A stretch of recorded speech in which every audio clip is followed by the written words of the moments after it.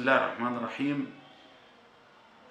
بأسمى معاني الحب والتقدير والاعتزاز، وبأسمى كلمات التعزية،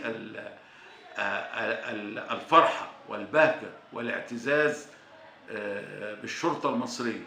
أقدم هذه التهنئة بمناسبة العيد 73 لشرطتنا الباسلة، اللي أثبتت على مر العصور والأيام والأزمنة وكل العهود أنها الحصن الذي يحمي مصر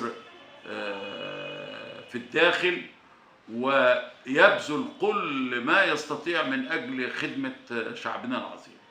كل سنة وانتم طيبين، ونترحم على شهدائكم اللي هم شهدائنا، شهداء الشرطة، هم شهداء الشعب المصري اللي ضحوا بأرواحهم عشان خاطر تعيش الأسرة المصرية والشعب المصري في أمن وأمان.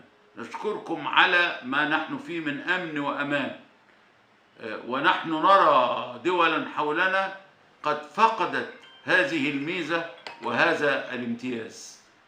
بنحبكم ونحترمكم ونجلكم، وبنعتبركم أنتم فعلا درع مصر، درعها في الجبهة الداخلية ودرعها لحماية مصالحها وحماية المواطنين وتأمين حركتهم، والسعي من أجل أن يأمن كل مصري وكل مصرية على نفسه وعلى بيته وعلى ماله. بنشكركم، ومهما قلنا لن نستطيع أن نوفيكم حقكم. كل سنة وانتم طيبين.